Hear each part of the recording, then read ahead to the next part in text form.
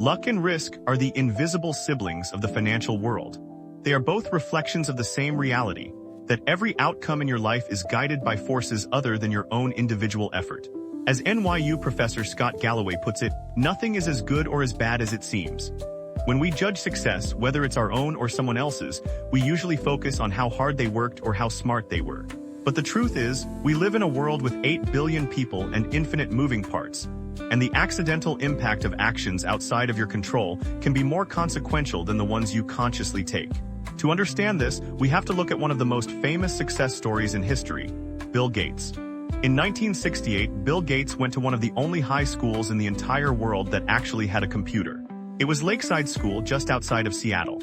A teacher there named Bill Dougal, a former WWII pilot, realized that students needed real-world experience with computers before college. He petitioned the Mothers Club to use $3,000 from a rummage sale to lease a teletype Model 30 computer. This was 1968. Most university graduate schools didn't even have a machine that advanced. Gates was 13 years old when he met Paul Allen at Lakeside, and they became obsessed with that computer. If you do the math, the odds of this happening are staggering. In 1968, there were about 303 million high school-age people in the world. Only about 300 of them went to Lakeside. That means Bill Gates had a 1 in a million head start just by being in that specific classroom. Gates himself is very open about this, stating that if there had been no Lakeside School, there would have been no Microsoft.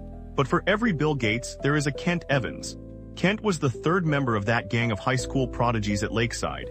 Gates says Kent was actually the best student in the class and possessed a business mind and ambition that matched his own. They used to spend hours on the phone together, scheming about becoming CEOs or generals in the future. But Kent never got to start Microsoft with them. He died in a mountaineering accident before he even graduated high school.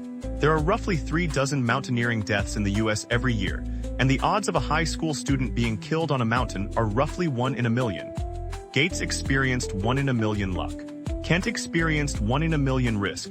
It was the same force, just working in opposite directions. The problem is that luck is incredibly hard to measure and even harder to accept. When we judge others, attributing their success to luck makes us look jealous or mean. When we judge ourselves, admitting that our success was due to luck can feel demoralizing. The same applies to failure. Was a failed business the result of laziness? Or did the entrepreneur just end up on the unfortunate side of an 80/20 risk equation? It's impossible to know for sure, so we prefer simple stories of cause and effect. We tell ourselves that someone failed because they made a bad decision, even though the line between boldly visionary and foolishly reckless is often only visible in hindsight. Think about the titans of American industry like Cornelius Vanderbilt or John D. Rockefeller. Vanderbilt was famous for flaunting the law while building his railroad empire, essentially saying, "To hell with the law, I've got the power." Today, historians call him a scrappy visionary. But if the legal system had been just a little bit different, he might have been remembered as a criminal whose company collapsed under a court order. We praise their law-breaking because it worked, but we criticize others for the same traits when they lose. Even modern examples like Mark Zuckerberg follow this pattern. Zuckerberg is considered a genius for turning down a $1 billion buyout offer from Yahoo in 2006. He saw the future and stuck to his guns. Meanwhile, Yahoo is criticized for turning down a buyout offer from Microsoft. We use the outcome to justify the narrative, but in reality, both were taking massive risks where the line between success and failure was a millimeter thick. So, what is the secret to managing your money and your ego in a world ruled by luck and risk? The first tip is to be careful who you praise and admire. Don't focus too much on specific individuals or extreme case studies, like the billionaire CEOs who dominate the news. These extreme examples are often the least applicable to your own life because their outcomes were likely influenced by extreme ends of luck or risk. Instead, look for broad patterns. For example, the observation that people who have control over their time tend to be happier is a broad enough pattern that you can actually do something with it. The second tip is to realize that success is a lousy teacher, as Bill Gates once said. It seduces smart people into thinking they can't lose. When things are going great, remind yourself that you aren't invincible and that luck played a role. If you acknowledge that luck brought you success, you have to believe that risk can turn your story around just as fast.